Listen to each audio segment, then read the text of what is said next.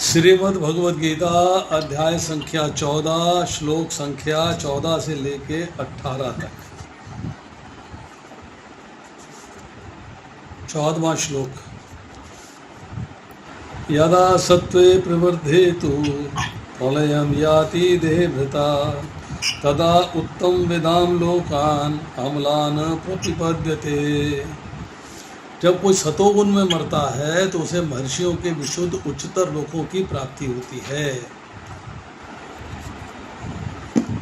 इसके तात्पर्य में श्रील प्रभुपाद लिखते हैं, सतोगुणी व्यक्ति ब्रह्मलोक या जनलोक जैसे उच्च लोकों को प्राप्त करता है जहाँ वह दैवी सुख भोगता है। अम्लान शब्द महत्वपूर्ण है। इसका अर्थ है रजो तथा तमोगुणों से मुक्त। भौतिक जगत में अशुद्धियाँ हैं, लेकिन सतोगुण सर्वाधिक शुद्ध रूप है।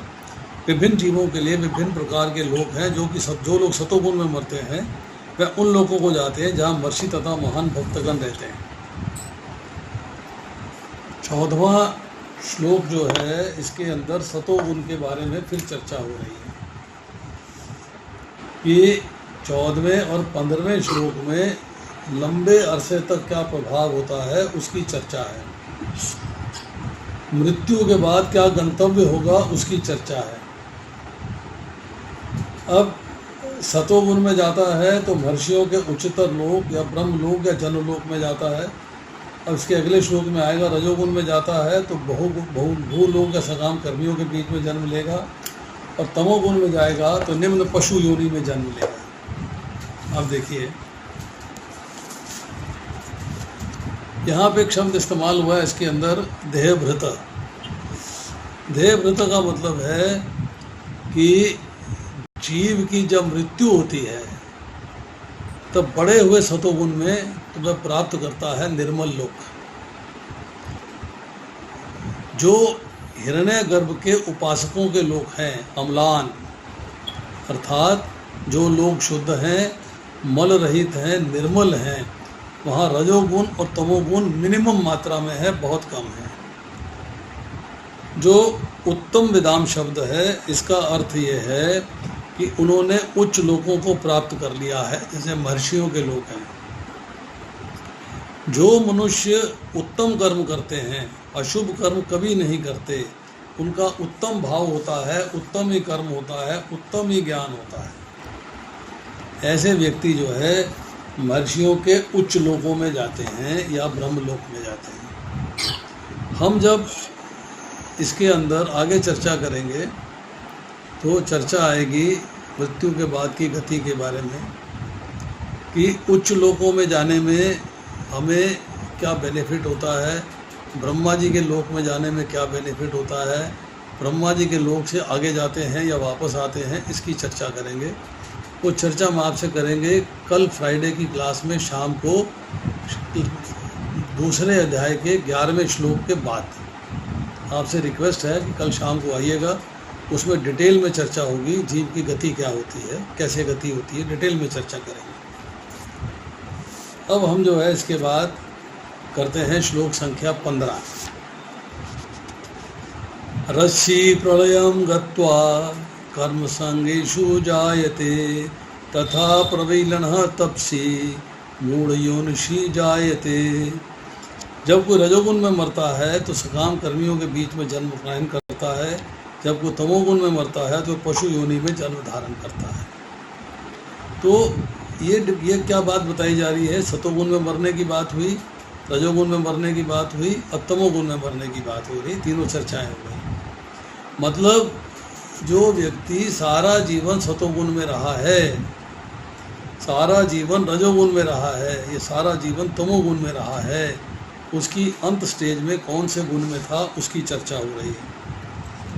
कुछ लोगों का विचार है कि एक बार मनुष्य जीवन को प्राप्त करके आत्मा कभी नीचे नहीं गिरता है। एक बार मनुष्य जीवन को प्राप्त करके आत्मा कभी नीचे नहीं गिरता। लोगों का ये ओपिनियन है, लोगों का व्यू है, पर ये ठीक नहीं है। इस श्लोक के अनुसार यदि कोई तमोगुणी बन जाता है तो वह मृत्यु के बाद पशु योनि को प्राप्त करता है।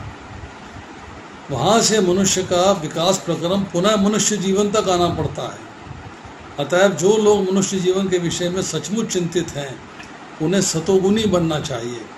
और अच्छी संगति में रहकर गुणों को लांघ कर कृष्ण भावनामृत में स्थित होना चाहिए, ताकि अब सतोगुण में भी न रहें, विशुद्ध सतोगुण में चले जाए और भगवान के धाम चले जाए। यही दूसरे अध्याय के 45 श्लोक में कहा गया त्रैगुण्य विषया, मतलब आपको तीनों गुणों से ऊपर उठना है, क्योंकि सतोगुण भी आपको सुख और ज्ञान के भाव से बांध देता है। तो बंधन में नहीं आना है, उससे ऊंचा जाना है।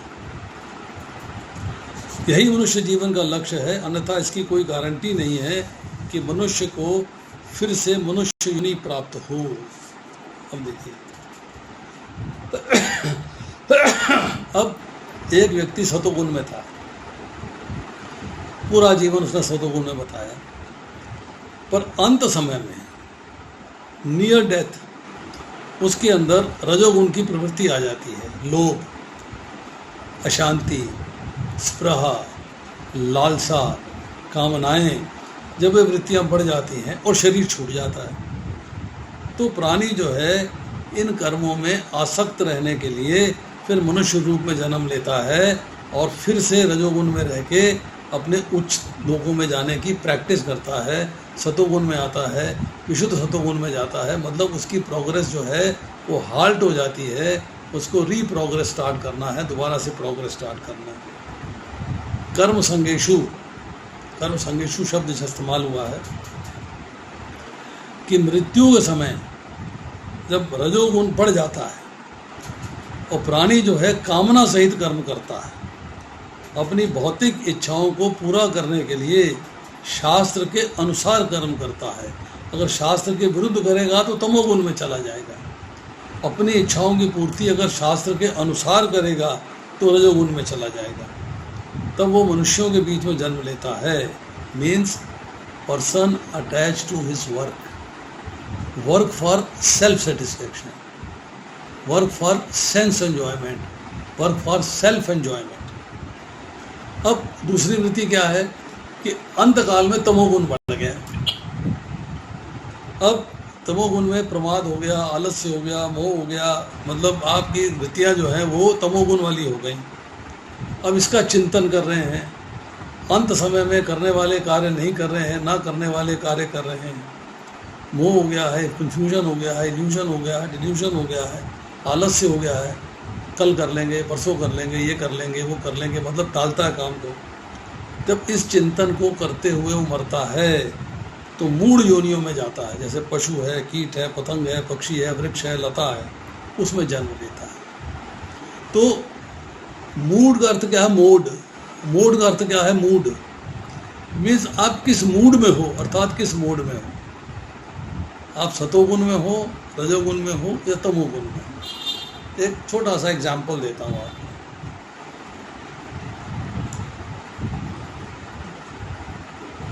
मूड आपका चेंज होता रहता है, इट कीप्स ऑन चेंजिंग। कैसे चेंज होता है उसका एग्जाम्पल देता हूँ। एक बच्चा स्कूल से रिपोर्ट कार्ड लेके आया है, फेल हो गया है, नंबर नहीं आए हैं। मुझे लगता है घर में जाके डांट पड़ेगी और पिटाई होगी, क्योंकि पढ़ाई नहीं करी है। बट माता पिता का मूड अच्छा है, उस वक्त बड़ा अच्छा मूड है। वो बेटे को दिलासा देते हैं, बेटा चिंता नहीं करना, हो गया है ना, तुमने गलती करी है ना, अब आगे से गलती नहीं करना, आगे से अपने आप में सुधार करना है। हम भी मेहनत करेंगे तुम्हारे लिए, तुम भी मेहनत करो अपने लिए, तुमको कोई कष्टदायक स्थिति में नहीं आना है। यू कीप रिलैक्स्ड, हम तुम्हारे लिए कार्य करेंगे, ट्यूशन रख के देंगे और अपना खुद पढ़ाएंगे, तुम्हारे साथ जागेंगे, तुम्हारे साथ मेहनत करेंगे। बड़े कूल, कंफर्टेबल, विनयशीलता से, विनम्रता से, प्रेम से बच्चे को समझाया जा रहा है। वो उसका मूड उस वक्त सतोगुण में था, सतोगुणी मूड था, मतलब he was in the mood of सतोगुण। अब वही बच्चा जो है रिपोर्ट कार्ड लेके आता है और माता पिता का मूड जो है वो थोड़ा सा खराब है, बढ़ता नहीं है, खिलता रहता है, व्हाट्सएप चलाता रहता है, फेसबुक पे चलता रहता है, इंटरनेट पे खेलता रहता है, दोस्तों के साथ घूमता रहता है, शर्म नहीं आती तेरे को, हम इतना पैसा खर्च करते हैं, वगैरह वगैरह वगैरह, डांट लगाते हैं। तो उनका मूड जो है रजोगुण में है। वो कामना है कि बच्चा अच्छे तरीके से पढ़ जाए, बच्चा अच्छे तरीके से पास हो जाए, बच्चा अच्छे नंबर ले आए। उस कामना के विरुद्ध पर कार्य कर रहे हैं। मतलब मार पिटाई नहीं हो रही है, कुटाई नहीं हो रही है, गाली गलौच नहीं हो रही है, घूसे लाते नहीं मारे जा रही हैं, थोड़ा सा क्रोध कर रहे हैं परंतु कंफर्टेबली क्रोध कर रहे हैं। तो रजोगुण में मूड क्या है, रजोगुण का है। और वही बच्चा जो है आता है घर में रिपोर्ट कार्ड लेके, माता पिता का मूड बहुत ख़राब है, घर में किसी बात पे झगड़ा हो चुका है, लड़ाई हो चुकी है, मूड बड़ा ख़राब है। अब जैसे बच्चे ने रिपोर्ट कार्ड सामने रखा, 2 झापड़े यहाँ से मारे, 2 झापड़े यहाँ से मारे, 2 झापड़े यहाँ से मारे, टांगों से मारा, पैरों से मारा, गाली गलौच अपशब्द, दुनिया भर की बातें। मूड तमोगुण में है। तो मूड चेंज करना आपके अपने हाथ में है। आप किस मूड में आना चाहते हो, किस मोड में आप आना चाहते हो, आपके हाथ में। वो आप प्रकृति के गुणों से अर्जित करते हैं। तीसरे अध्याय के अंदर ये बात लिखी हुई है। तो मृत्यु में तमोगुण या रजोगुण के एकदम बढ़ जाने पर भी सतोगुणी मनुष्य को नेक्स्ट अगली योनि में अच्छा स्वभाव मिलता है। मतलब सतोगुण में रहा है तो उसका बेनिफिट उसे मिलता है, ऐसी बात नहीं बेनिफिट नहीं मिलेगा, पर उतना बेनिफिट नहीं मिलेगा जितना प्योर सतोगुणी को मिलेगा। बेनिफिट तो मिलेगा परंतु उतना नहीं मिलेगा। अब देखिए श्लोक संख्या 16।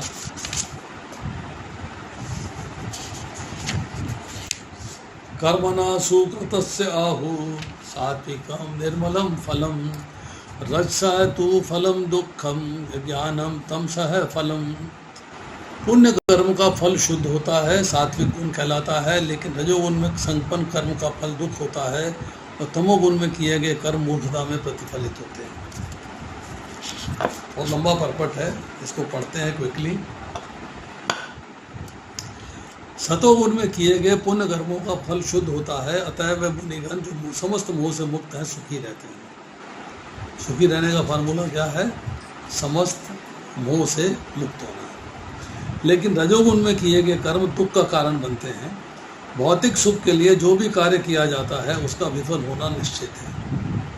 आपको टेम्परेरी फल मिलता है, परंतु जो एक्चुअल फल चाहिए धाम जाने का वो नहीं मिल पाता।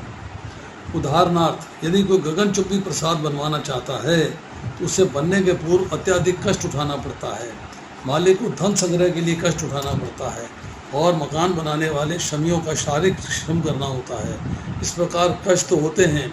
अतः भगवद गीता का कथन है कि रजोगुण के अधीन होकर जो भी कर्म किया जाता है उसमें निश्चित रूप से महान कष्ट भोगने होते हैं, जिससे ये मानसिक तुष्टि हो सकती है कि मैंने ये मकान बनवाया या इतना धन कमाया, लेकिन यह कोई वास्तविक सुख नहीं है।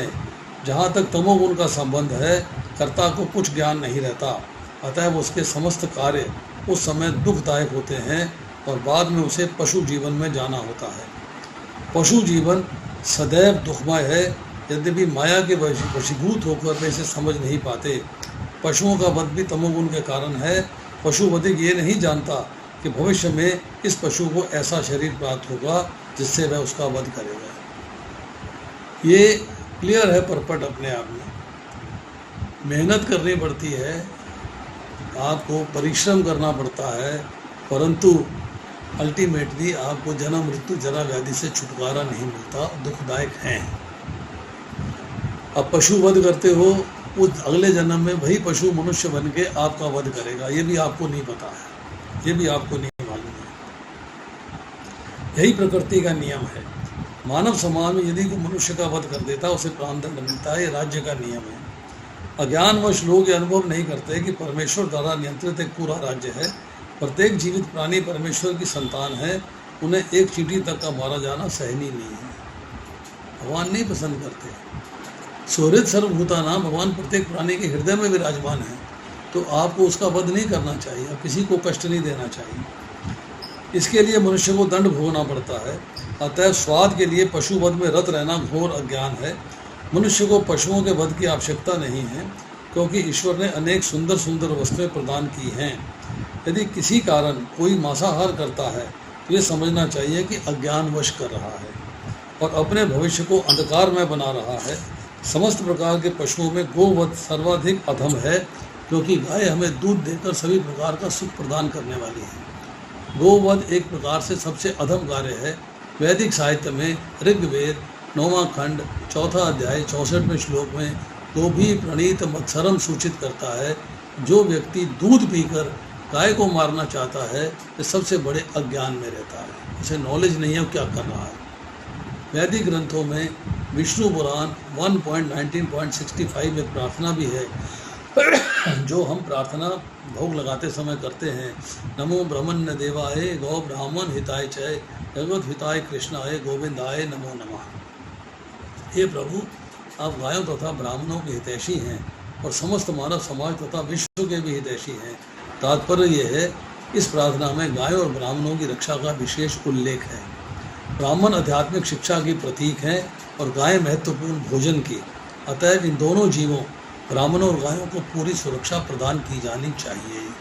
क्लियर है बात, बिल्कुल क्रिस्टल क्लियर है कि गौ को इसीलिए माता कहा जाता है कि हम उसका दूध पी के बड़े होते हैं और माता का कभी वध नहीं किया जाता, उसको मारा नहीं जाता। यही सभ्यता की वास्तविक प्रगति है। आधुनिक मानव समाज में आध्यात्मिक ज्ञान की उपेक्षा की जाती है और गोवध को प्रोत्साहित किया जाता है। गोवध को प्रोत्साहित किया जाता है। इससे यही ज्ञात होता है कि मानव समाज विपरीत दिशा में जा रहा है और अपनी भर्त्सना का पथ प्रशस्त कर रहा है। हम अपना नुकसान खुद कर रहे हैं, क्योंकि गोवध करेंगे तो हमें नरक में जाना पड़ेगा, तो हम ही अपना फॉल डाउन खुद अरेंज कर रहे हैं। जो सभ्यता अपने नागरिकों को अगले जन्मों में पशु बनने के लिए मार्गदर्शन करती हो, निश्चित रूप से मानव सभ्यता नहीं है।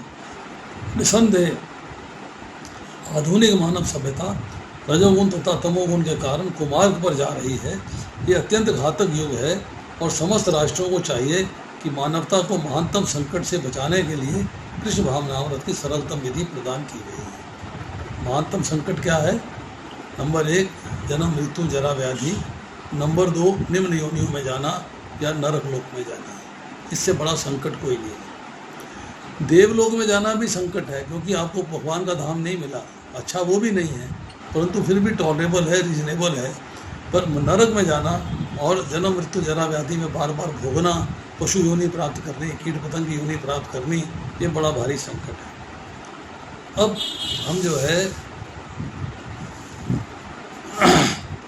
16वें श्लोक में बात कर रहे हैं सतोगुण की, कि सत्वगुण जो है उसका स्वरूप क्या है।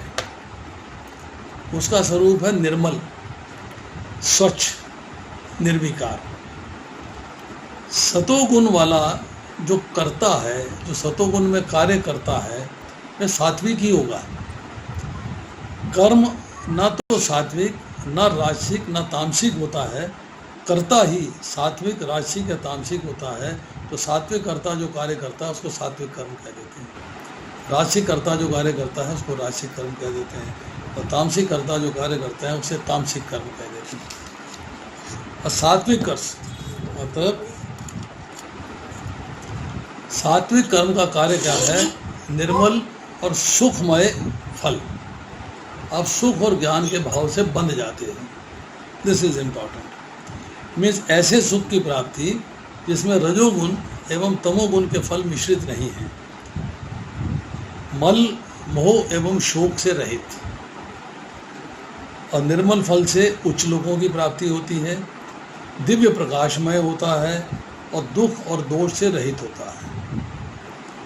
रजोगुण का स्वरूप क्या है? रागात्मक, मतलब राग है, अटैचमेंट है संसार से।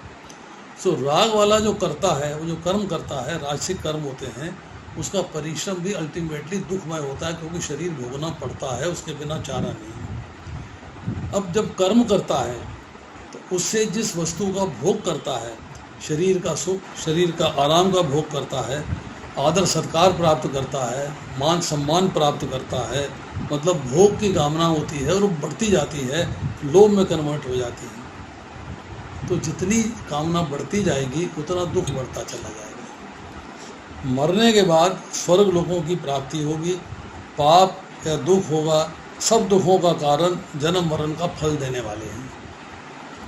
राग मतलब attachment to this material world, आपको अल्टीमेटली जन्म मरण का कारण देने वाले हैं। अब तमोगुण का स्वरूप क्या है? मोहनात्मक, मोह है, इल्यूजन है, भ्रम में रहते हो आप। और मोह करने वाला जो तामसिक करता है, जो तामसिक स्थिति में है, जिसका मूड तामसिक है, उसका फल क्या है? उसका फल है अज्ञान। परिणाम क्या है? हिंसा, हानि, सामर्थ्य को न देखकर कर्म करता है तो तामसिक ही होगा, क्योंकि उसको पता नहीं है वो क्या कर रहा है और क्या नहीं कर रहा है। He doesn't have knowledge कि what am I doing, what should I done, मुझे क्या करना चाहिए था। जब अज्ञान में आ जाता है तो उसे जो है पशु, कीट, पतंग, पक्षी, वृक्ष, लता, इन मूढ़ योनियों में जन्म मिलता है। मीन्स सेंसलेसनेस, अनकॉन्शियसनेस मीन्स अज्ञानम। ये इसलिए व्यक्ति को सतोगुण को डेवलप करके सतोगुण से ऊपर विशुद्ध सतोगुण में जाना चाहिए। अब आती है श्लोक संख्या 17। सत्वात् संजायते ज्ञानम रजसः लोभ एव च प्रमाद मोहो तमसः भवतः अज्ञानम एव च। सतोगुण से वास्तविक ज्ञान उत्पन्न होता है, रजोगुण से लोभ उत्पन्न होता है और तमोगुण से प्रमाद, मोह तथा अज्ञान उत्पन्न होते हैं। अब इसके तात्पर्य में, इसका भी काफ़ी लंबा तात्पर्य है, पढ़ते हैं हम लोग। चूँकि वर्तमान सभ्यता जीवों के लिए अधिक अनुकूल नहीं है, अतः उनके लिए कृष्ण भावनामृत की संस्तुति की जाती है। कृष्ण भावनामृत के माध्यम से समाज में सतोगुण विकसित होगा। सतोगुण विकसित हो जाने पर लोग वस्तुओं को असली रूप में देख सकेंगे। तमोगुण में रहने वाले पशु तुल्य होते हैं और वस्तुओं को स्पष्ट रूप में नहीं देख पाते। उदाहरणार्थ, तमोगुण में रहने के कारण लोग यह नहीं देख पाते कि जिस पशु का वे वध कर रहे हैं उसी के द्वारा अगले जन्म में मारे जाएंगे। वास्तविक ज्ञान की शिक्षा न मिलने के कारण वे अनुत्तरदायी बन जाते हैं। इस उच्छृंखलता को रोकने के लिए जनता में सतोगुण उत्पन्न करने वाली शिक्षा देना आवश्यक है। मीन्स लोगों को कृष्ण भावनामृत की शिक्षा देनी जरूरी है ताकि वो सतोगुण में आ सकें। सतोगुण में शिक्षित हो जाने पर वे गंभीर बनेंगे और वस्तुओं को उनके सही रूप में जान सकेंगे। तब लोग सुखी तथा संपन्न हो सकेंगे। भले ही अधिकांश लोग सुखी तथा समृद्ध ना बन पाएं, लेकिन यदि जनता का कुछ भी अंश कृष्ण भावनामृत विकसित कर लेता है और सतोगुणी बन जाता है तो सारे विश्व में शांति तथा संपन्नता की संभावना है। नहीं तो यदि विश्व में लोग रजोगुण तथा तमोगुण में लगे रहे तो शांति और संपन्नता नहीं रह पाएगी। क्लियर है बिल्कुल। परपट इतनी सिंपल लैंग्वेज में लिखा हुआ है कि एवरीथिंग इज क्रिस्टल क्लियर। रजोगुण में लोग लोभी बन जाते हैं और इंद्रिय भोग की उनकी लालसा की कोई सीमा नहीं होती। कोई भी यह देख सकता है कि भले ही किसी के पास प्रचुर धन या इंद्र तृप्ति के पर्याप्त साधन हो, लेकिन उसे न तो सुख मिलता है न मन शांति। क्यों? कि मृत्यु का डर तो हमेशा समाया रहता है, भय लगा रहता है मुझे मेरे पास चीज़ें छिन ना जाएं। जो लोग थोड़ा बहुत समझते हैं वो समझेंगे कि हम बंधन में पड़े हुए हैं, जन्म मृत्यु जरा व्याधि, इससे निकल नहीं पा रहे।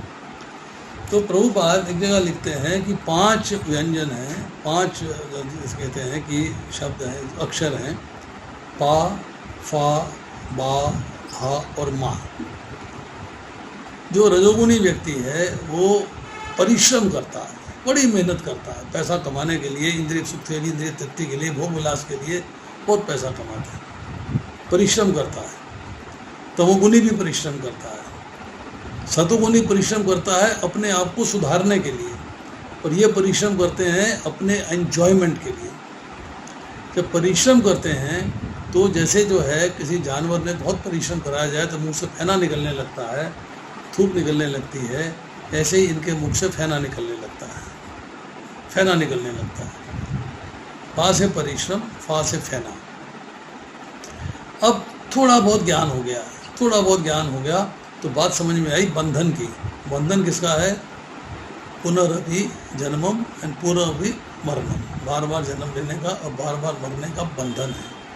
अब बंधन में फंसे हुए हो अपने कर्मों के फल के अनुरूप, कर्मों के फल के अनुसार आपको बंधन मिला हुआ है शरीर भोगने के लिए। अब बंधन है तो फिर आपको भय होता है, पा फा बा भा। भा का मतलब है भय। भय क्या है? कि मेरे पास जो वस्तु है मुझसे छिन ना जाए, मुझे मृत्यु ना आ जाए, तो मृत्यु का डर हो गया। माँ से मृत्यु, तो मृत्यु का डर है। मृत्यु से आदमी बहुत ही डरता है, बहुत ही परेशानी में रहता है, और भय रहता है कि मुझे मृत्यु ना आ जाए, और भय रहता है मेरे पास जो भोग विलास की वस्तुएं जो मैंने संग्रहित की हुई हैं, जमा करी हुई हैं, वो मुझसे कुछ छीन के ना ले जाए, छिन ना जाए। तो ये टेंशन है। ऐसा संभव ही नहीं है, क्योंकि वह रजोगुण में स्थित है। यदि कोई रंच मात्र भी सुख चाहता है तो धन उसकी सहायता नहीं कर सकता। उसे कृष्ण भावनामृत के अभ्यास द्वारा अपने आप को सतोगुण में स्थित करना होगा।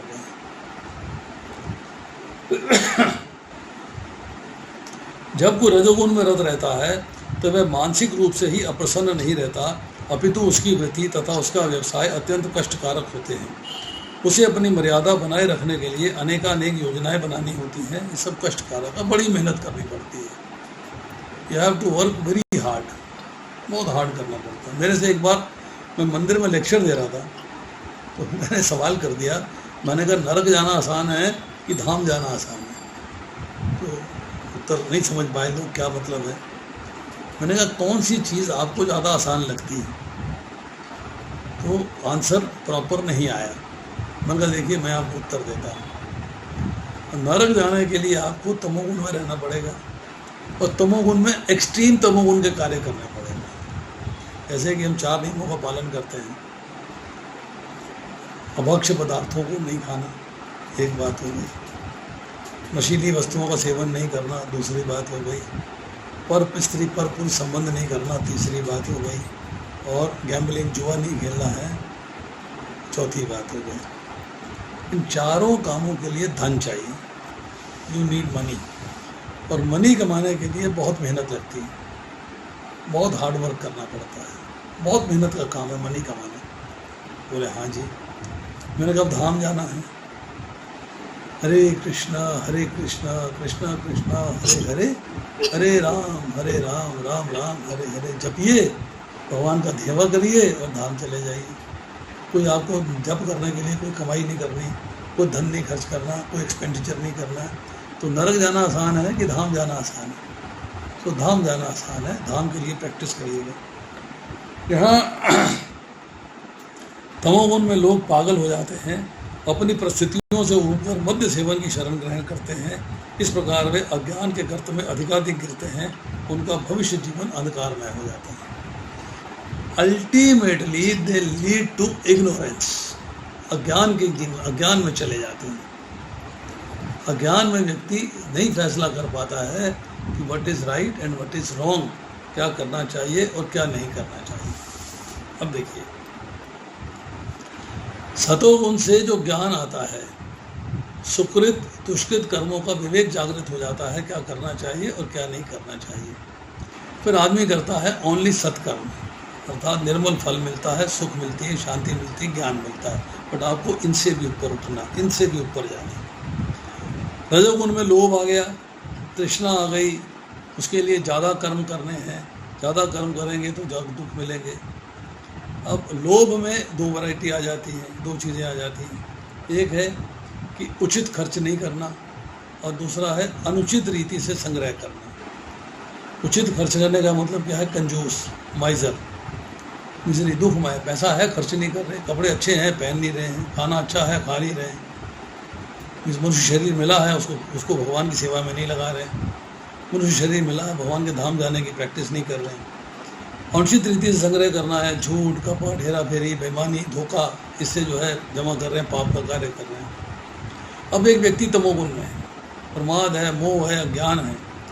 जब बुद्धि में तीनों गुण आ जाते हैं तो अज्ञान में चला गया, इज टोटल इग्नोरेंट, उसको कोई ज्ञान नहीं है। अब इसमें क्या है कि जो हमने पहले पढ़ा कि सतोगुण की उत्पत्ति कैसे होती है, रजोगुण की कैसे होती है और तमोगुण की कैसे होती है, ये हम एक बार फिर आपके लिए रिपीट कर देते हैं, थोड़ा सा बात समझ में आ जाएगी। अज्ञान से उत्पन्न तमोगुण समझ देहधारी जीवों का मोह है, अज्ञान से उत्पन्न हो रहा है, और यहाँ तमोगुण में अज्ञान आ रहा है, मतलब दोनों वाइसी वर्षा हो गए। इस गुण के प्रतिफल पागलपन, प्रमाद, आलस तथा नींद है, बद्ध जीव को बांधते हैं। अब देखिए, रजोगुण की उत्पत्ति असीम आकांक्षाओं तृष्णाओं से होती है।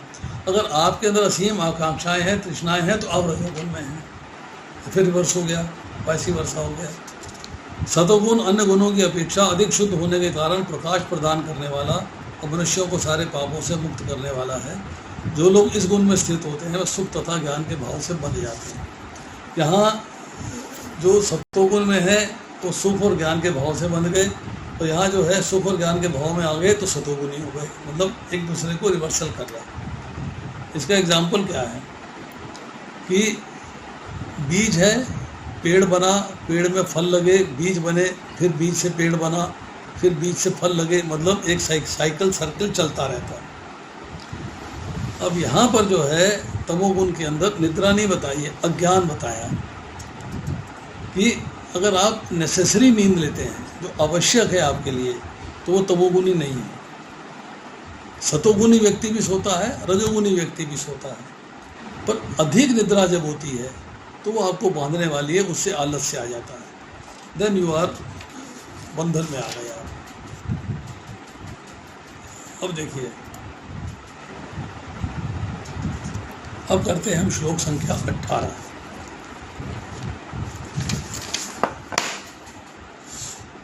ऊर्ध्वं गच्छन्ति सत्त्वस्था मध्ये तिष्ठन्ति राजसा जघन्य गुणवृत्तिस्था अधः गच्छन्ति तामसः। सतोगुणी व्यक्ति क्रमशः उच्च लोकों को जाते हैं, रजोगुणी इस पृथ्वी लोक में रह जाते हैं, और अत्यंत गर्हित तमोगुण में स्थित हैं वह नीचे नरक लोकों में जाते हैं। इसके तात्पर्य में श्रील प्रभुपाद लिखते हैं, इस श्लोक में तीनों गुणों के कर्मों के फल को स्पष्ट रूप से बताया गया है। ऊपर के लोकों में या स्वर्ग लोकों में प्रत्येक व्यक्ति का अत्यंत सम्मान होता है। जीवों में जिस मात्रा में सतोगुण का विकास होता है उसी के अनुसार उसे विभिन्न स्वर्ग लोकों में भेजा जाता है। सर्वोच्च लोक सत्य लोक या ब्रह्मलोक है, जहाँ इस ब्रह्मांड का आदि पुरुष ब्रह्मा निवास करता है। हम पहले ही देख चुके हैं कि ब्रह्मलोक में जिस प्रकार जीवन की आश्चर्यजनक परिस्थिति है उसका अनुमान करना कठिन है, तो भी सतोगुण नामक जीवन की सर्वोच्च अवस्था में वहाँ तक पहुँचा सकती है। सतोगुण में भी लेवल्स हैं, 1 2 3 4 5। अब आप हाईएस्ट लेवल ऑफ सतोगुण में है, परंतु सतोगुण से परे नहीं गए। अभी हाईएस्ट लेवल ऑफ सतोगुण है तो आप ब्रह्मा जी के लोक तक जा सकते हो। जैसे जैसे सतोलोक की मात्रा बढ़ती जाएगी वैसे वैसे आपको लोकों की प्राप्ति होती चली जाएगी। रजोगुण मिश्रित होता है, ये सतो तथा तमोगुणों के मध्य में होता है। मनुष्य सदैव शुद्ध नहीं होता। यदि वह पूर्णतः रजोगुणी हो तो वह इस पृथ्वी पर केवल राजा धनी के रूप में रहता है। रजोगुण में भी लेवल्स हैं। आप रजोगुण में हो, आप साधारण घर में जन्म ले सकते हो, मध्यम घर में ले सकते हो, धनी कुल में जन्म ले सकते हो, लेकिन गुणों का मिश्रण होते रहने पे वह नीचे भी जा सकता है।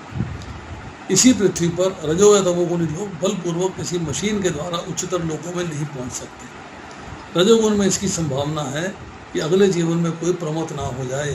अगला जीवन मिल गया, वहाँ तमोगुण में ना चला जाए। प्रमोद होने का मतलब है वहाँ तमोगुण में ना चला जाए, अहंकार ना आ जाए और बुद्धि भ्रष्ट ना हो जाए।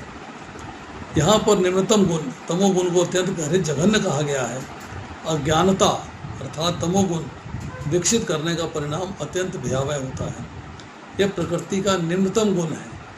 मनुष्य योनि से नीचे पक्षियों, पशुओं, सरीसृपों, वृक्षों आदि की 80 लाख योनियाँ हैं, और तमोगुण के विकास के अनुसार इन लोगों को अधम योनियाँ प्राप्त होती रहती हैं। यहाँ पर तामसा शब्द अत्यंत सार्थक है, जो उसका सूचक है, जो उच्चतर गुणों तक ऊपर न उठकर निरंतर तमोगुण में ही बना रहता है। उसका भविष्य अत्यंत अंधकारमय होता है। तमोगुणी तथा रजोगुणी लोगों के लिए सतोगुणी बनने का सुअवसर है। You can earn it, you can rise to तमोगुण से रजोगुण में, रजोगुण से सतोगुण में आप पहुंच सकते हो। आप कृष्ण भावित हो सकते हो, और यह कृष्ण भावनामृत विधि से मिल सकता है।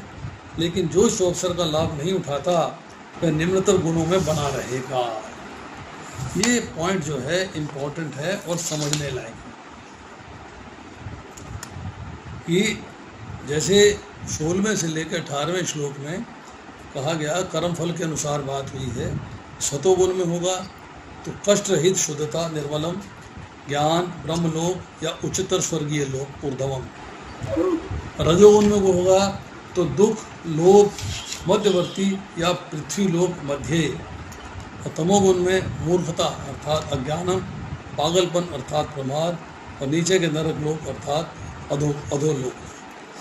तो गुणों का जो सर्वव्यापक नियंत्रण है उसका वर्णन करने के बाद अब कृष्ण वर्णन करेंगे कि इन गुणों से पार कैसे जाया जा सकता है।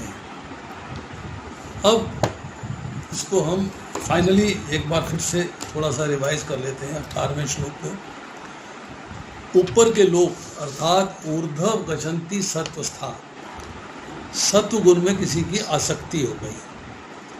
अब सत्व गुण की मात्रा मैंने बताया ना, लेवल 1, लेवल 2, लेवल 3 के अनुसार उच्च लोक अल्टीमेटली ब्रह्म लोक तक पहुंच सकता है। करना क्या होगा? भोगों में संयम, पुण्य का कार्य, स्वर्गादि लोक भी मिल सकते हैं, स्वर्ग के ऊपर के लोक भी मिल सकते हैं। डिपेंड करता है कि आपने कितना लेवल सतोगुण का अचीव किया है। अब बीच के लोग मध्य तिष्ठन्ति राजसाः अर्थात रजोगुण की प्रधानता हो गई। शास्त्र की मर्यादा में रह के आप कार्य कर रहे हो, अकॉर्डिंग टू शास्त्रों में जो अनुमोदित है उसके अनुसार संग्रह कर रहे हो, भोग कर रहे हो, जीवन यापन कर रहे हो, पदार्थों में ममता कर रहे हो, आसक्ति है आपकी। तो रजोगुण से जब प्रधानता होती है उसके चिंतन में जब शरीर छूटता है तो फिर से मृत्यु लोक अर्थात पृथ्वी लोक की प्राप्ति होती है। अशुद्ध आचरण अगर नहीं है आपका और आपने सकाम कर्म किए शास्त्रों के अनुसार, तो आपको पृथ्वी लोक में एक परिवार मिलेगा जहाँ से आप फिर से प्रोग्रेस कर सकते हैं।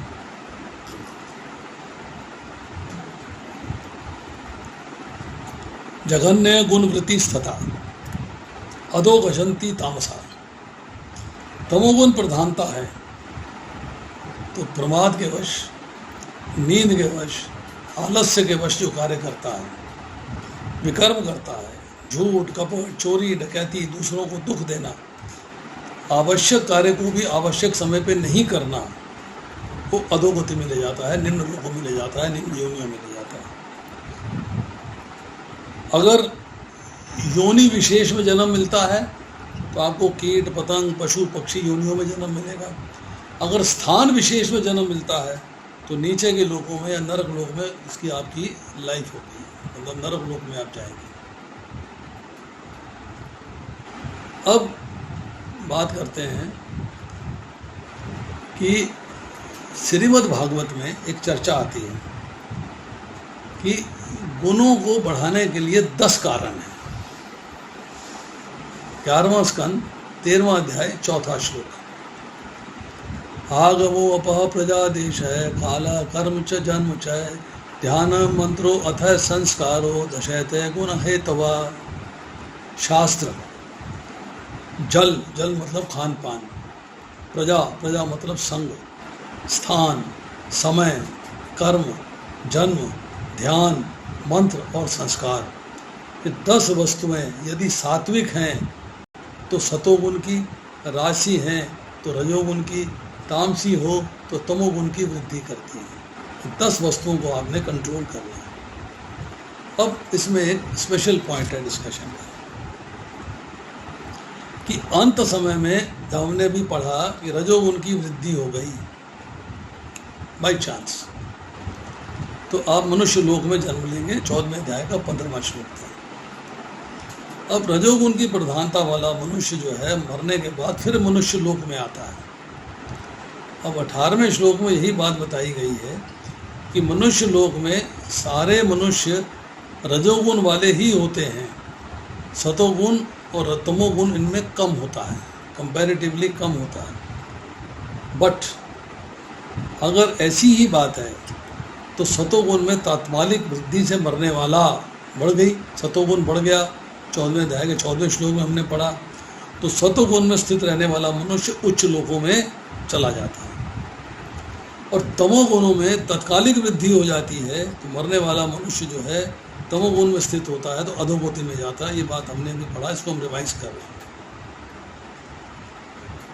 अब सतोगुण, रजोगुण और तमोगुण, ये तीनों गुण आत्मा को, अविनाशी देही को देह में बांध देती है क्योंकि भौतिक प्रकृति के अंश हैं।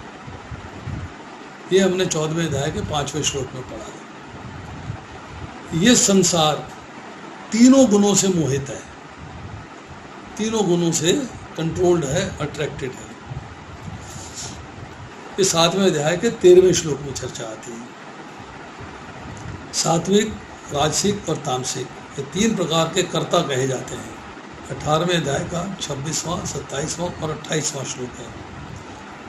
संपूर्ण त्रिलोकी त्रिगुणात्मक है, तीनों गुणों से रची हुई है। 18वें अध्याय के 40वें श्लोक में इसकी चर्चा आती है। अब हल क्या है? हल ये है कि ऊर्ध्व गति, जो ऊपर को जाने वाली गति है, उसमें सत्वगुण प्रधानता तो है, पर साथ में रजोगुण भी रहता है और तमोगुण भी रहता है। इसलिए जो देवता लोग होते हैं उनमें भी सात्विक, राजसिक और तामसिक स्वभाव होते हैं। हम कई देवताओं को बड़ा क्रूर मानते हैं, बड़ा क्रोधी मानते हैं, कुछ को मस्त मानते हैं और कुछ को सतोगुणी मानते हैं। कहते हैं जब सत्वगुण की प्रधानता होने पर उनके भी भेद रहते हैं, ऐसे ही मध्य गति में रजोगुणी प्रधानता होने पर सतोगुण और तमोगुण भी रहते हैं। इसलिए मनुष्यों में भी सात्विक मनुष्य होते हैं, राजसिक मनुष्य होते हैं और तामसिक मनुष्य होते हैं। अब अधोगति में, नीचे के लोगों में तमोगुण की प्रधानता है, पर उसमें सतोगुण भी रहता है और रजोगुण भी रहता है। मिनिमम मात्रा में है, थोड़ी मात्रा में है, एग्रीड। इसलिए पशु पक्षी में भी आपको जो है भिन्न भिन्न स्वभाव मिलते हैं। शेर फिरोशियस होता है, गाय बड़ी कूल एंड काम होती है। अब देखिए पशुओं में भी अलग अलग योनियां हैं और अलग अलग उनके मूड हैं, अलग अलग गुण के अंदर हैं। कुछ सौम्य स्वभाव के होते हैं, कुछ मध्यम स्वभाव के होते हैं, कुछ क्रूर स्वभाव के होते हैं। मतलब क्या हुआ इसका? अर्थ क्या हुआ कि जहाँ किसी भी गुण के साथ संबंध है वहाँ तीनों गुण रहेंगे, कोई गुण से बचाव नहीं है, तीनों गुण रहते हैं।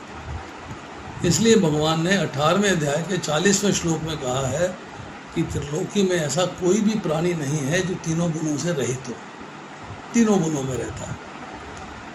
अब जैसे हमने अभी चर्चा करी कि ऊर्ध्व गति में सतोगुण की प्रधानता है, रजोगुण की और तमोगुण की प्रधानता कौन रहती है? कम रहती है। मध्यम मार्ग में रजोगुण की प्रधानता है, सतोगुण की और तमोगुण की प्रधानता कम रहती है। और अधोगति में तमोगुण की प्रधानता है, रजोगुण की और सतोगुण की कम रहती है। इसका मतलब ये है कि सत्व, रज और तम तीनों गुणों की प्रधानता वाले में भी अधिक, मध्यम और कनिष्ठतम प्रत्येक गुण रहता है। तीनों गुण रहते हैं। अब ये नहीं कह सकते केवल सतोगुण है या केवल रजोगुण है या केवल तमोगुण है। तो इस तरह जब उसको परमुटेशन कॉम्बिनेशन लगाते हैं, जब हमने मैथमेटिक्स में पढ़ा, तो इस तरह जो है उसके सैकड़ों हजारों भेद हो जाते हैं। और यही जब हम कहते हैं योनियाँ, 84 लाख योनियाँ, मनुष्यों में भी योनियाँ ऐसी ही डिसाइड हो जाती हैं कि कौन सा गुण कब था, कौन सा गुण कब था, कौन सा गुण कब था, उसी के अनुसार हम उनको जो है डिवीज़न दे देते हैं। तो स्वभाव के अनुसार डिवीज़न हो जाता है। पर भगवान सतोगुण, रजोगुण, तमोगुण का कार्य उनके अंडर है, वो गुणों से अतीत है। तो ऐसे ही जो कोई गुणों से अतीत महापुरुष आ जाता है तो उसमें जो है सात्विक, राजसिक या तामसिक वृत्तियाँ होने के बावजूद वो गुणों से अतीत रहता है। जैसे कि हमारे सीनियर वैष्णव आचार्य हैं, वो सारे गुणों से अतीत हैं। तो यहाँ पर जो है भगवान की उपासना करना, गुणातीत महापुरुष का संग करना, ये दोनों ही साधक को हौले हौले हौले हौले हौले सिद्ध बना देते हैं और वो भी गुणों से अतीत हो जाता है, गुणों से परे चला जाता है। तो कृष्णा कॉन्शियसनेस की प्रैक्टिस करना is most and most important. आज इतना ही। शेष फिर किसी का कोई प्रश्न है तो पूछ सकता है। One is most welcome to ask.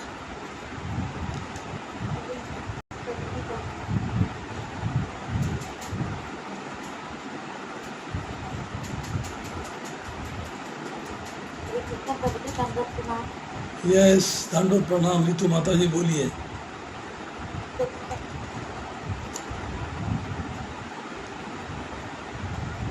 बताइए। प्रभु जी, जैसे जो लोग मोड ऑफ इग्नोरेंस में होते हैं या शास्त्र में होते हैं, तो ये भी आपके पुराने कर्मों के अकॉर्डिंग होता है जो आपको ये मोड मिलते हैं, या ये आपकी चॉइस होती है? देखिए, आप अपनी चॉइस से नहीं आते हैं गुणों में। अपनी हाँ जी। चॉइस से गुणों में कब आते हैं? जब आपको जन्म हो गया है, यू हैव गॉट बर्थ, तो आपको मनुष्य योनि मिली है आपके पूर्व जन्म के कर्मों के फल के अनुसार। और आपका कितना उसमें लेवल था सतोगुण का, कितना लेवल था रजोगुण का, कितना लेवल था तमोगुण का, उसके अनुसार आपको योनि के अंदर परिवार मिलता है, धन संग्रह वगैरह जो भी चीज़ें मिलती हैं उसके अनुसार मिलती। बट तीसरे अध्याय के 5वें श्लोक में भगवान कहते हैं प्रत्येक व्यक्ति को प्रकृति से अर्जित गुणों के अनुसार विवश होकर कर्म करना पड़ता है। तो प्रकृति के गुणों को हम ग्रेजुअल कोर्स ऑफ टाइम में अर्जित करते हैं। जैसे कि हमारे पास बहुत सारे भक्त हैं, शराब भी पीते थे, सिगरेट भी पीते थे, सारे गलत सलत कार्य करते थे, और कृष्ण भावनामृत में आए तो इम्प्रूव होते गए, उन्हें वैष्णव आचार्य बन गए। प्रभुपाद ने जिनको पहले प्रीच किया था, सारे LSD वाले, शराबी, कबाबी, पर स्त्री संबंध पता नहीं क्या क्या करते थे, पर हौले हौले हौले हौले हौले सब इम्प्रूव हो गए, मतलब सतोगुण में आ गए, और आज की डेट में वो शुद्ध सतोगुण में आए हुए हैं, गुणातीत। ये उनकी चॉइस होती है या मतलब वो यदि आपको मतलब देखिए, जो उनके अंदर गुण थे वो पूर्व जन्म के कर्मों के अनुसार थे, हाँ जी। पर इस जन्म उन्होंने गुण को अर्जित किया है। अच्छा, अर्जित, ठीक है। तो मतलब आपके अपने कर्मों से ही वो आप चेंज कर सकते हैं। Yes, no, you have to earn it.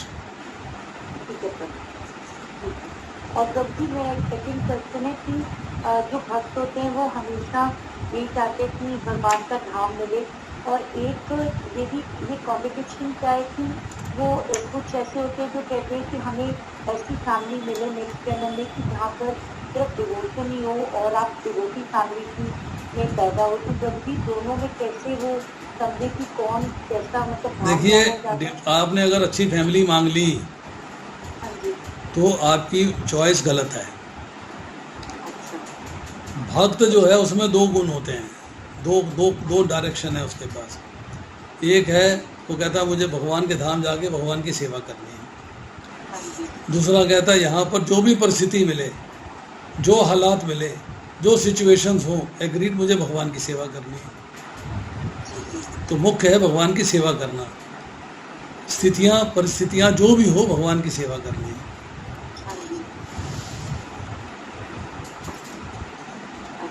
ये प्रकृति जैसे नेक्स्ट की लाइफ के लिए मतलब वो कहते हैं ना, प्रे करते कि हमें ऐसी फैमिली मिले कि जहाँ पर मतलब नहीं, क्यों मांगे वो?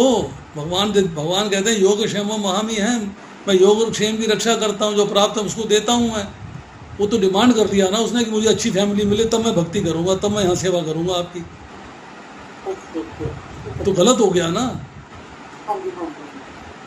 वो आपकी भगवान की सेवा करने के लिए आपने कामना कर दी मुझे अच्छी फैमिली मिल जाए, रिच फैमिली मिल जाए, मैं आराम से सेवा कर सकूं, तो गलत हो गया ना वो। भगवान से आप ये प्रार्थना करिए कि मेरी सिचुएशन जो भी हो, आप जो भी देंगे मैं यहाँ आपकी सेवा करता रहूँगा, बात खत्म। तो बाकी जिम्मेदारी भगवान की है, क्या देते हैं क्या नहीं देते, आप क्यों डिमांड करते हो? थैंक यू प्रभु जी, बहुत अच्छी क्लास थी, थैंक यू। हरे कृष्णा प्रभु जी, मेरा एक सवाल था, दीप शर्मा बोल रहा हूँ। यस, बोलिए। प्रभु जी, जो हम ये दाम्पत्य जीवन में जैसे लड़का वर और वधू के गुण मिलाए जाते हैं, तो वो ये सातों गुण, रजोगुण और तमोगुण में ही बेसिकली मिलान किया जाता है। जैसे बोलते 36 के 36 गुण मिल गए, मतलब कि 12 सतो मिल गए, 12 गुण मिल गए, या 12 रजो, या सारे के सारे 36 रजो मिल गए, या 36 रजो के साथ रजो मिल गया, या तमो के साथ तमो मिल गया। ये इन दोनों का कुछ रिलेशन है या मेरा ये ऐसा है। आपने कितनी पढ़ाई करी है? एमटेक किया है, मास्टर ग्रेजुएशन किया है। एमटेक किया है ना? एमटेक किया है ना? हाँ। पहले 12वीं क्लास करी होगी। हाँ। फिजिक्स अलग है, केमिस्ट्री अलग है, मैथमेटिक्स अलग है, इंग्लिश अलग है। यहाँ पे कंप्यूटर साइंस अलग है, IT अलग है, इलेक्ट्रॉनिक्स अलग है, ये अलग है, वो अलग है, सब अलग अलग सब्जेक्ट है ना। हाँ, इसी तरह वो जो 36 गुण है वो सब्जेक्ट अलग है, अच्छा अलग टॉपिक है वो। और ये जो उसका 3 गुण है ये अलग इंस्ट्रूमेंट सब्जेक्ट है। ठीक है प्रभु जी, थैंक यू। दोनों का कोई तालमेल नहीं है। ठीक है, thank you, thank you. Hare Krishna प्रभु जी। यस, भगवत प्रभाव। प्रभु जी, मेरा क्वेश्चन ये था, अभी आपने कहा कि हमें जो मनुष्य जीवन मिला है कि हमारे पुराने जो कर्म है पिछले जन्म के रजोगुण के हैं, तो अगर हमें इस जन्म में ही सतोगुण चाहिए तो भगवान की पाठ पूजा करें, भक्ति करें, तो क्या हमें सतोगुण मिल जाएगा? क्यों नहीं मिलेगा? आपने ध्यान से सुना ही नहीं। प्रकृति से अर्जित, हाँ जी बोलिए प्रभु जी। 3रे अध्याय का 5वां श्लोक कहता है कि मनुष्य को प्रकृति से अर्जित गुणों के अनुसार कार्य करना पड़ा। अर्जित क्या क्या मतलब होता है? आपने 1 महीने में 15,000 रुपया तनख्वाह अर्जित करी, अर्न किया ना आपने। एक व्यक्ति ने 30,000 रुपया अर्न किया, अर्जित किया, तो आप सतोगुण को अर्जित कर रहे हो। मीन्स अपने व्यवहार को, अपने आचरण को, अपने एक्शंस को संभाल रहे हो, सुधार रहे हो, आप अपलिफ्ट हो रहे हो। शराब पीते थे, छोड़ दिया। सिगरेट पीते थे, छोड़ दी। तंबाकू खाते थे, छोड़ दिया। परस्त्री संबंध रखते थे, छोड़ दिया। मांस, अंडा, मुर्गा, मच्छी खाते थे, छोड़ दिया। प्याज लहसुन खाते थे, छोड़ दिया। चाय पीते थे, छोड़ दिया। जब आपने सब चीज़ें छोड़ दी हैं तो इनको कमाने के लिए आपको धन भी नहीं उतना चाहिए अब, क्योंकि मेरा खर्चा तो हो नहीं रहा उतना, तो वहाँ भी लिमिटेशन लग गई। अब क्या है, अब आपके मन में आ गया कि भैया मैंने सब कुछ छोड़ा है तो मैं क्यों छोड़ूं? क्योंकि आपने कृष्ण के साथ संबंध स्थापित करने की सोची, और संबंध स्थापित करने के लिए आपको सब चीज़ें अच्छी नहीं लगी, छोड़ दी आपने, तो आप ऑटोमेटिकली रजोगुण से सतोगुण की तरफ प्रोग्रेस कर रहे हैं। आपके व्यवहार में हिंसा खत्म हो गई, क्रोध खत्म हो गया, लोभ खत्म हो गया, मोह खत्म हो गया, ईर्ष्या खत्म हो गई, द्वेष खत्म हो गया, मत्सर खत्म हो गया, लालच खत्म हो गया। तो आप जो रजोगुण में थे, अब वो रजोगुण से उठ के आप सतोगुण में आ रहे हो, तो क्यों नहीं चेंज हो सकता? यही तो मैंने अभी आपको बताया कि हमारे जो भक्त हैं, हमारे जितने भी आप यहाँ बैठे हुए हो, उसमें से आधे से ज़्यादा मांस, अंडा, मुर्गा, मच्छी खाते होंगे, प्याज खाते होंगे, लहसुन खाते होंगे, चाय पीते होंगे, कुछ ना कुछ करते होंगे, छोड़ दिया सब। अब जब छोड़ दिया है तो ऑटोमेटिकली आप जो है रजोगुण से उठ के सतोगुण में आ रहे हो।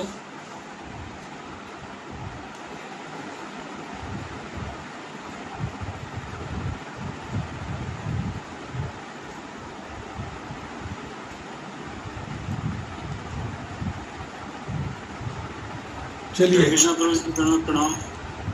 यस प्रभु। प्रभु जी, मेरा सवाल ये 40 नंबर श्लोक से जो 18 अध्याय आप बता रहे हैं ना, कि भगवान कहते हैं कि तीनों लोकों में कोई भी, यानी तीनों गुणों से सब में है, तो इससे ऊपर जाने के लिए फिर कैसे क्या करना पड़ा प्रभु जी? ये तीनों खत्म हो जाए तभी ऊपर जा सकता है ना। इससे तो तीनों लोकों में तो रहेंगे, तो इन्हीं में ये रहेंगे, हर हालत में यही बताया ना। यहाँ नहीं बताया जाने की रास्ता, हाँ रास्ता नहीं होता, संक्षेप में यही बताया कि वहाँ की क्वालिटी बताई है। क्वालिटी बताई, वहाँ की क्वालिटी बताई है कि अगर तुम ये सोचो कि देवलोक में या स्वर्ग लोक में तमोगुण नहीं है, रजोगुण नहीं है, ऐसा नहीं है।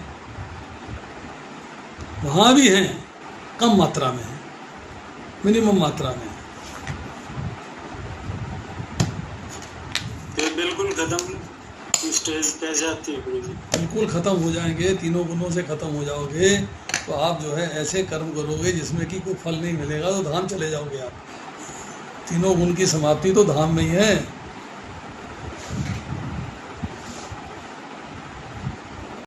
तो उसका प्रोसेस तो यही है गुरु जी, कृष्णा कॉन्सेंस वाला। तो बिल्कुल यही प्रोसेस है। तो जो भी मान ले तीनों लोगों में हर किसी में गुण तो है गुरु जी, ये होगा ना फिर इसमें, या साधु गण जैसे गुरु महाराज जी हो गए, इनमें तो नहीं होगा ना? मैंने आपको बताया, आपने सुना नहीं। मैंने कहा कि इन लोगों ने सतोगुण में जाके अल्टीमेटली विशुद्ध सतोगुण में पहुंच गए।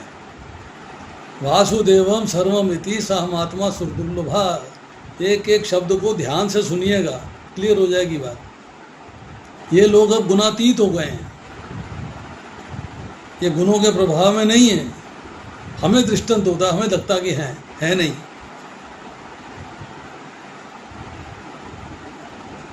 ठीक है गुरु जी। धन्यवाद।